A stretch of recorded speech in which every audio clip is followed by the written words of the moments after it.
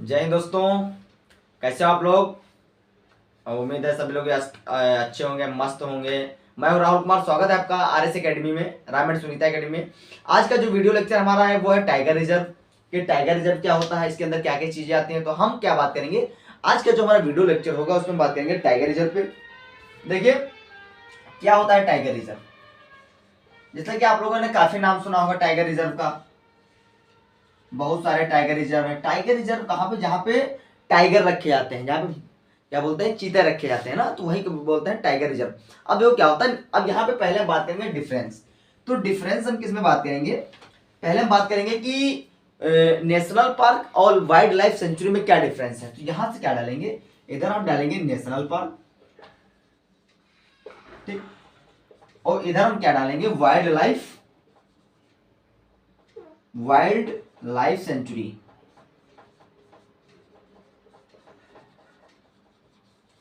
National park और wild life sanctuary में क्या अंतर है? देखो अगर हम बात करें नेशनल पार्क की, तो नेशनल पार्क में क्या होंगी, नेशनल पार्क बात करें तो राष्ट्रीय उद्यान। और अगर हम वाइल्ड लाइफ सेंचुरी की तो बात करें तो ये क्या होते हैं, वन्य जीव अभयारण्य। तो यहाँ पे क्या डालेंगे, इसको हिंदी में डालो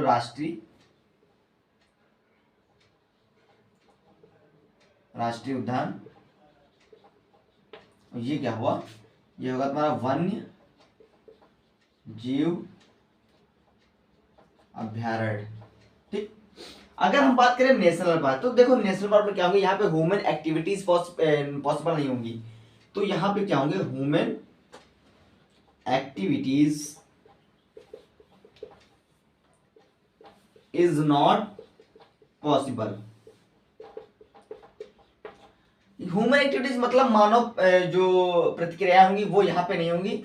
वाइल्ड लाइफ सेंचुरी में क्या होंगे, ह्यूमन एक्टिविटीज पॉसिबल हो सकती है। तो यहाँ पे क्या डालेंगे, human activities can be possible. यहां पे क्या है, ह्यूमन एक्टिविटीज पॉसिबल हो सकती है, ठीक। उसके बाद में हम क्या बात करेंगे, जो हमारा टाइगर रिजर्व, जो हमारा नेशनल पार्क होता है, वहां पे क्या होगा, यहाँ पे हंटिंग प्रोहिबिटेड है भाई। यहाँ पे शिकार करना मना है भाई। अब नेशनल पार्क में आप शिकार तो करोगे नहीं, यहाँ पे भी शिकार करना मना, पर यहाँ पे क्या है, आप परमिशन लेके शिकार कर सकते हो, ठीक। तो यहाँ पे क्या होगा, हंटिंग इज प्रोहिबिटेड। यहां पे शिकार करना मना है। तो यहाँ पे लिखा, यहाँ पे लिख लो without permission,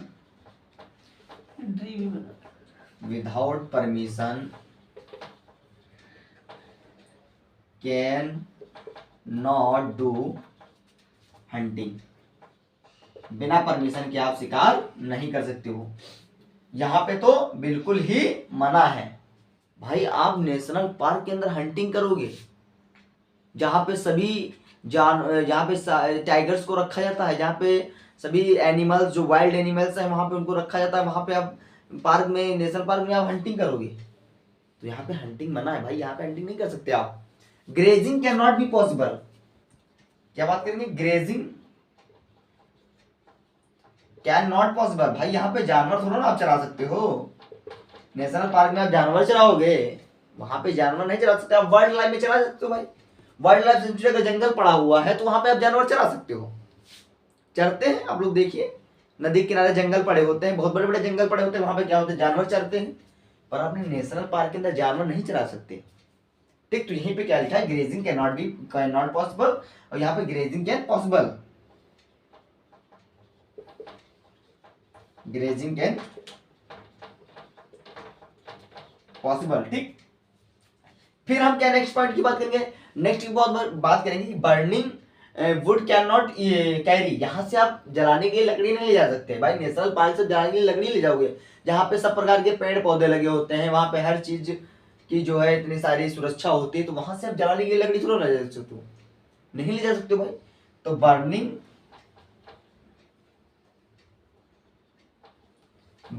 would can not carry. अगर कहीं जंगल पड़ा है नदी के किनारे, तो वहां से आप जलाने के लिए खूब लकड़ी ले जाओ। लोग ले जाते हैं, आप देखते होंगे। अगर आपके गांव के किनारे से कोई नदी वदी निकली होगी, तो वहां पे आप देखते होंगे ना, जो जंगल पड़े होते हैं वहां से लोग जलाने के लिए लकड़ी ले जाते हैं। लोग काट ले जाते हैं पूरे पूरे पेड़ जंगल से जलाने के लिए, बट यहां से आप नहीं ले जा सकते हो भाई। Burning wood can not carry to the national park. यहां पे आप ले जा सकते हो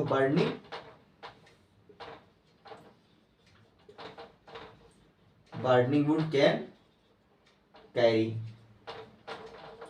और जलाने के लिए लकड़ी ले जा सकते हो। ठीक, उसके बाद हम क्या बात करेंगे, उसके बाद हम बात करेंगे कि tiger reserve. Tiger reserve topic ही चल रहा था, उसके अंदर हमने डिफरेंस बताया नेशनल पार्क में, और किसमें वाइल्ड लाइफ सेंचुरी में हमने डिफरेंस बताया। अब हम बात करेंगे टाइगर रिजर्व।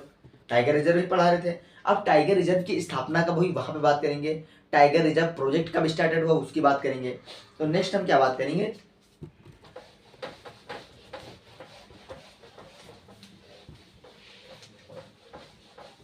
नेक्स्ट हम बात करेंगे कि टाइगर रिजर्व की स्थापना कब हुई। देखो यहां पे क्या डालेंगे, टाइगर रिजर्व। देखो टाइगर रिजर्व की स्थापना कब हुई, अगर इसके हम स्टेब्लिशमेंट की बात करें तो इसके by national tiger conservation act. तो इसकी स्थापना हुई by national tiger conservation act 1971। भाई इसकी स्थापना कब हुई, conservation by national tiger conservation act 1972 इन 1973 में। 1972 एक्ट के तहत हुई, by national tiger conservation act 1972 में हुई। और कब हुई, 1973 में हुई। By the prime minister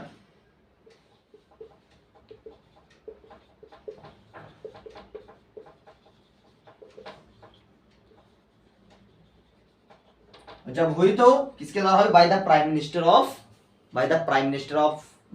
minister of India Indira Gandhi.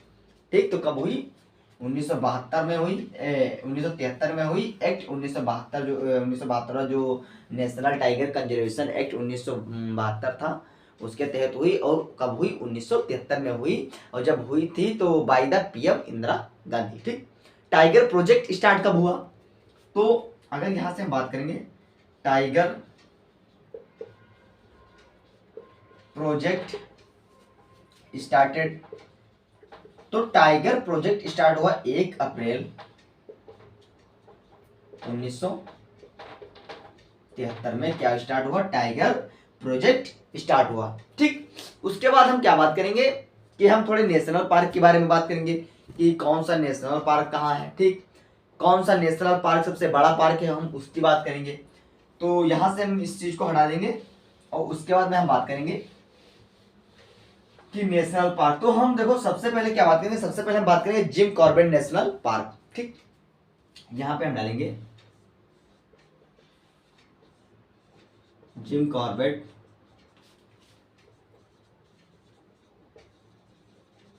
National park. ठीक, अगर हम जिम कॉर्बेट नेशनल पार्क की बात करें तो ये कहाँ है, ये है उत्तराखंड में।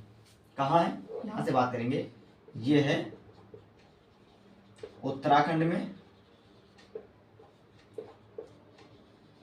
India first tiger reserve, Bharat का पहला टाइगर रिजर्व कौन था, gym Corbett national park.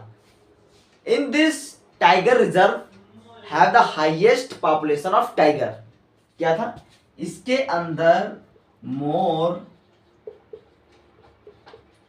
Population of tiger, इसके अंदर सबसे ज्यादा जनसंख्या थी चीतों की। किसके अंदर, जिम कॉर्बेट नेशनल पार्क के अंदर, जो कहां पड़ता है, उत्तराखंड में। और इसको किस नाम से जानते हैं, it is also known as Ramganga. Jim Corbett national park को रामगंगा के नाम से भी जानते हैं। फिर उसके बाद क्या बात करेंगे हम, उसके बाद करेंगे highest number of tigers in India. भाई इंडिया में सबसे ज्यादा टाइगर्स कितने हैं, तो 2967 टाइगर हैं एज द सेंसस ऑफ 2018। 2018 की जब जनगणना हुई थी तो उसमें ये निकला था कि जो इंडिया में कितने टाइगर हैं, सबसे हाईएस्ट नंबर ऑफ टाइगर्स कहाँ है, इंडिया में 2967 टाइगर हैं। ये सेंसस होते हैं आफ्टर 4 ईयर, हर 4 साल में होती है जनगणना होती है टाइगर्स की। ठीक, तो यहाँ पे क्या बात करेंगे, यहां से हम बात करेंगे हाईएस्ट, क्या बात करेंगे,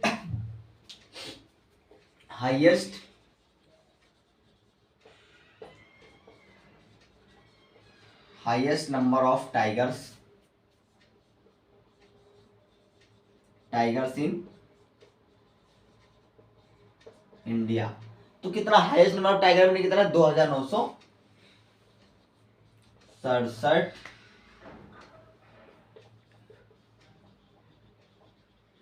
अकॉर्डिंग टू सेंसस ऑफ 2018 के जनगणना के अनुसार इंडिया में सबसे ज्यादा हाईएस्ट नंबर ऑफ टाइगर थे। कितने, 2967 टाइगर थे। और ये जो जनगणना होती है हर 4 साल में होते हैं। उसके बाद बात करते हैं मध्य प्रदेश। तो देखो जो मध्य प्रदेश है, क्या बात करेंगे, मध्य प्रदेश सबसे ज्यादा टाइगर कहाँ है, सबसे ज्यादा अगर इंडिया में टाइगर की बात करें तो वो है मध्य प्रदेश में। मध्य प्रदेश की अगर हम बात करें तो यहाँ पे 6 टाइगर रिजर्व हैं। यहाँ पे मध्य प्रदेश में कितने हैं, मध्य प्रदेश में 6 टाइगर रिजर्व हैं। और 6 टाइगर रिजर्व की अगर हम बात करें तो यहाँ पे 526 टोटल टाइगर्स हैं। इस यहाँ पे मध्य प्रदेश में 526 टाइगर्स हैं। ठीक, इसीलिए इसको मध्य प्रदेश को हम लोग क्या कहते हैं, इसीलिए मध्य प्रदेश को हम लोग कहते हैं टाइगर स्टेट। तो इसको हम लोग किस नाम से, it is also called tiger state. इसलिए मध्य प्रदेश को हम लोग क्या बोलते हैं, इसको हम लोग टाइगर स्टेट भी बोलते हैं। ठीक, उसके बाद हम क्या, कान्हा नेशनल पार्क, क्या बोलते हैं, कान्हा नेशनल पार्क। तो कान्हा नेशनल पार्क कब बना, ये बना 1955 में। कब बना, 1955 में। अगर बात करें ये मेड टाइगर रिजर्व, ये टाइगर रिजर्व कब बना भाई, ये जो कान्हा नेशनल पार्क था तो ये नेशनल पार्क तो 1955 में बना ना। अगर ये टाइगर रिजर्व की बात करें कि टाइगर रिजर्व कब बना, तो ये बना 1974 में। तो टाइगर रिजर्व बना 1974 में। इसी तरह हम बात करेंगे दुधवा नेशनल पार्क की। दुधवा नेशनल पार्क, तो अगर हम बात करें दुधवा नेशनल पार्क की तो ये जो है टाइगर रिजर्व बना 1989 से 90 के बीच में। तो जो दुधवा नेशनल पार्क था ये बना टाइगर रिजर्व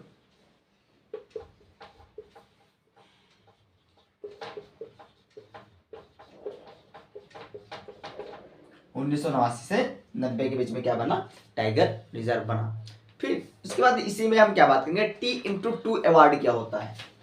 देखो जो T/2 अवार्ड होता है, जो हमने पहले जो हमारे वीडियो लेक्चर पढ़े हुए हैं अवार्ड्स के, उसमें भी हमने बताया कि T/2 अवार्ड क्या होता है। T/2 अवार्ड, हमने जब सारे अवार्ड की बात की थी, जब हमने सारे अवार्ड पढ़ाए थे, सारे नोबेल प्राइजेस पढ़ाए थे, तो वहां पे हमने बताया था कि T/2 अवार्ड क्या होता है। देखो T अवार्ड क्या होता है, जब टाइगर्स की जो जनसंख्या है वो बढ़ जाती है। मान लो जो तुम्हारा दुधवा नेशनल पार्क है, इसमें कितने टाइगर्स हैं, अगर इसमें 30 टाइगर हैं और 30 से बढ़ के इन टाइगर्स की संख्या 60 हो जाती है, तो उस नेशनल पार्क को क्या मिलता है, T/2 अवार्ड मिलता है। क्या मिलता है, T/2 अवार्ड मिलता है अगर टाइगर्स की जो पॉपुलेशन है वो बढ़ के डबल हो जाती है। इसीलिए यहाँ पे लिखा है T/2 अवार्ड, टाइगर्स की जनसंख्या बढ़ के क्या हो जाए, डबल हो जाए, तो उस नेशनल पार्क को क्या मिलेगा, T/2 अवार्ड मिलेगा। यहाँ पे अगर बात करें T/2 अवार्ड की। तो इसके बारे में हम थोड़ा जान लेते हैं कि T/2 अवार्ड क्या है।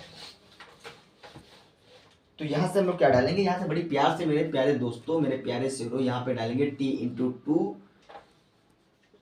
अवार्ड। ठीक, अगर T/2 अवार्ड की बात करें, इससे पहले हम इसको बता चुके हैं पर हम फिर से बता दे रहे हैं इसको। हमने इसके अनाउंस कब हुआ, अगर T/2 अवार्ड की बात करें तो ये अनाउंस हुआ 2010 में। कब अनाउंस हुआ, 2010 में। देखो जो इसका ऑब्जेक्टिव था, ऑब्जेक्टिव क्या था भाई, हर किसी ना किसी चीज का कोई ना कुछ ना ऑब्जेक्टिव होता है अवार्ड देने के पीछे। जैसे हमारा लोगों का अर्जुन जो पुरस्कार होता है, तो अर्जुन पुरस्कार किस लिए दिया जाता है, जब खेल में कोई अच्छा प्रदर्शन करता है तो अर्जुन पुरस्कार दिया जाता है। जब कोई देश के लिए कुछ नागरिक अच्छा करता है तो उसके लिए सिविलियन अवार्ड है, इसको क्या बोलते हैं, भारत रत्न दिया जाता है। ठीक, अगर आप किसी की केमिस्ट्री में अच्छा करते हैं, फिजिक्स में अच्छा करते हैं, या मेडिकल में अच्छा करते हैं, आप लिटरेचर में अच्छा करते हैं, तब आपको क्या देता है, आपको नोबेल प्राइज दिया जाता है। इसी तरह इसका भी क्या ऑब्जेक्टिव है, double the number of tiger. जब क्या हो जाता है, टाइगर की double the numbers of tiger, जब टाइगर की जनसंख्या बढ़कर क्या हो जाती है, डबल हो जाती है, तब क्या दिया जाता है, T/2 अवार्ड दिया जाता है। जो हमने टाइगर सेंसस बता चुके हैं, जो टाइगर सेंसस होते हैं वो हर 4 साल के बाद होती है। तो यहाँ पे लिखो tiger census, tiger after 4 years, हर 4 साल के बाद क्या होती है, टाइगरों की जनगणना होती है। उसके बाद में हम क्या बात करेंगे, देखो T/2 अवार्ड 2023 में, अभी रिसेंटली 2023 में T/2 अवार्ड 2023 में T/2 अवार्ड किसे मिल रहा है, ये मिला है पेंच नेशनल पार्क, पेंच नेशनल पार्क, पेंच जो टाइगर रिजर्व है, यहाँ पे पेंच नेशनल पार्क नहीं, पेंच टाइगर रिजर्व। जो पेंच टाइगर रिजर्व है ना, पेंच टाइगर रिजर्व, इसको क्या मिला है, इसको 2023 में मिला है T/2 अवार्ड। जो पेंच टाइगर रिजर्व है ये कहाँ है, ये तुम्हारा है MP में, मध्य प्रदेश में। और दूसरा अगर हम बात करें तो एडजॉइनिंग पेंच टाइगर रिजर्व,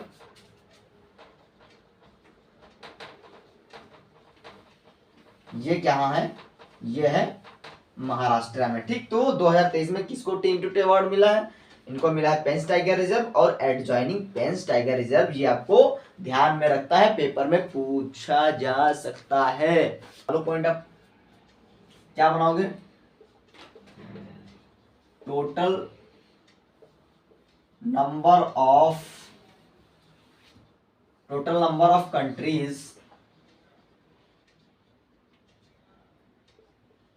इन टाइगर रेंज कितनी है, तो है तुम्हारी 13 कंट्रीज हैं टोटल, जो कौन है, टाइगर रेंज में। फिर उसके बाद हम क्या बात करेंगे, उसके बाद में हम क्या बात करेंगे, देखो उसके बाद हम बात करेंगे कि ग्लोबल टाइगर डे कब मनाया जाता है। तो यहां से क्या बात करेंगे, इसको यहां से हटाएंगे,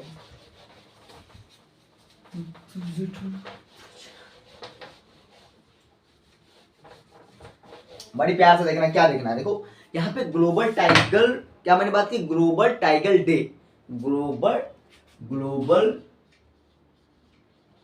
टाइगर डे। तो ग्लोबल टाइगर डे कब मनाया जाता है, तो ग्लोबल टाइगर डे मनाया जाता है 29 जुलाई को। कब मनाया जाता है, 29 जुलाई को क्या मनाया जाता है, ग्लोबल टाइगर डे मनाया जाता है। अगर हम यहां से क्या बात करेंगे, अगर हम यहां से बात करेंगे कि सबसे ओल्डेस्ट टाइगर कौन था, देखो यहां पे पॉइंट बनाओ, ओल्डेस्ट टाइगर। देखो अगर सबसे ओल्डेस्ट टाइगर की बात करें तो वो था तुम्हारा राजा था। तो जो राजा था ना, तो वो 25 साल 10 महीने का था, 25 साल 10 महीने में उसकी मृत्यु हुई। जब वो 25 years एंड 10th month तक जीवित रहा। कौन? राजा टाइगर। और जिसकी डेथ हो गई, जो डाइज हो गया, और सुंदरबंस वेस्ट बंगाल में इसकी डेथ हुई थी। ठीक, अगर हम बात करें तो ये मेल था, मेल टाइगर था। अगर हम बात करें ओल्डेस्ट टाइग्रेस, कि फीमेल में जो टाइगर थी, टाइग्रेस थी, तो फीमेल में अगर टाइग्रेस की बात करें तो सबसे बूढ़ी कौन सी? फीमेल में सबसे बड़ी सुपर मम। तो यहां से बात करेंगे सबसे बूढ़ी जो वो थी सुपर मम। जो फीमेल में टाइगर थी वो सबसे बूढ़ी थी, सुपर मम। ठीक, तो इसका इसका क्या नाम था? सुपर मम थी, इसका नाम था कोलारवली। क्या नाम था? कोलारवली। ठीक, इसकी डेथ कहाँ हुई थी? तो इसकी डेथ हुई थी मध्य प्रदेश में 16 साल की एज में। कब? जब ये 16 साल की थी, 16 साल की ईयर में। और डेथ कहाँ हुई थी कोलारवली की? तो जो कोलारवली थी इसकी डेथ कहाँ हुई थी? ये हुई थी मध्य प्रदेश में। मध्य प्रदेश में इसकी डेथ हुई थी। तो यहाँ से क्या बात याद रखेंगे? यहाँ पे एक बात याद रखेंगे, सबसे बूढ़ा टाइगर कौन सा? राजा था, जो 25 साल 10 महीने जीवित रहा। मरा कहाँ? सुंदरबंस डेल्टा वेस्ट बंगाल में। ओल्डेस्ट टाइगर कौन थी? फीमेल। ये ओल्डेस्ट टाइगर फीमेल सुपर मम, इसका नाम था कोलारवली। मध्य प्रदेश में मध्य प्रदेश में इसकी डेथ हुई। ये कितने एज की थी? तो ये 16 साल की। ठीक, उसके बाद में हम कुछ प्रोजेक्ट की बात करते हैं, को अभी बता चुके हैं कि टाइगर प्रोजेक्ट कब चालू हुआ। टाइगर प्रोजेक्ट चालू है 1973 में। ठीक, अगर टाइगर प्रोजेक्ट के बाद हम बात करें कि मस्क डियर प्रोजेक्ट कब चालू हुआ, क्या बात करेंगे? मस्क डियर प्रोजेक्ट, तो ये चालू हुआ 1970 में स्टार्ट हुआ। देखो, मस्क डियर प्रोजेक्ट की अगर बात करें तो ये जानते हो क्या? ये होगी कस्तूरी मृग। ठीक, मस्क डियर का मतलब क्या हुआ? कस्तूरी मृग। ठीक, अगर हम बात करें हैंगल, किसकी बात करें? हांगुल प्रोजेक्ट कब चालू हुआ? तो हांगुल प्रोजेक्ट चालू हुआ 1900 कब? 1970 में भी। हांगुल भी 1970 में चालू हुआ। तो हांगुल कब चालू हुआ? 1970 में। हांगुल कब चालू हुआ? हांगुल चालू हुआ 1970 में। उसके बाद क्या बात करें? उसके बाद बात करेंगे गिरलियन। गिरलियन कब चालू हुआ? तो गिरलियन प्रोजेक्ट चालू हुआ 1962 में। अगर गिरलियन की बात करें तो क्या हुआ? गिरसिंग भाई। हांगुल क्या हुआ? ये हुआ हांगुल। ठीक, अगर बात करें हम गिरलियन, गिरलियन कब चालू हुआ? तो गिरलियन चालू तुम्हारा हुआ 1972 में। 1972 में कब चालू हुआ? गिर सिंह। गिरलियन बोले तो गिर सिंह। 1972 में प्रोजेक्ट चालू हुआ। इसके बाद हम बात करेंगे टॉर्टाइज कंजर्वेशन।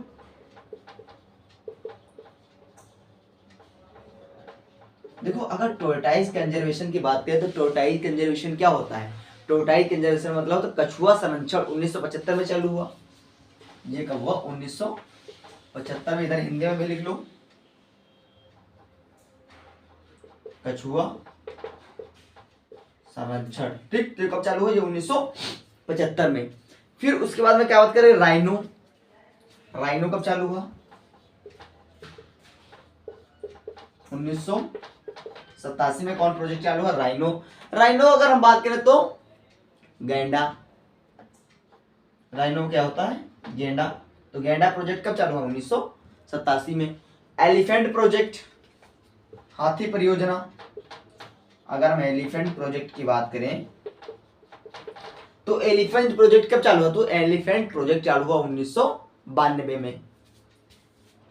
ये कब चालू हुआ? ये हुआ 1992 में। देखो, एलिफेंट प्रोजेक्ट इसको हिंदी में क्या कहते हैं? हाथी परियोजना ना, हाथी परियोजना। उसके बाद बात करेंगे वल्चर कंजर्वेशन। उसके बाद क्या बात करेंगे? यहां से बात करेंगे हम वल्चर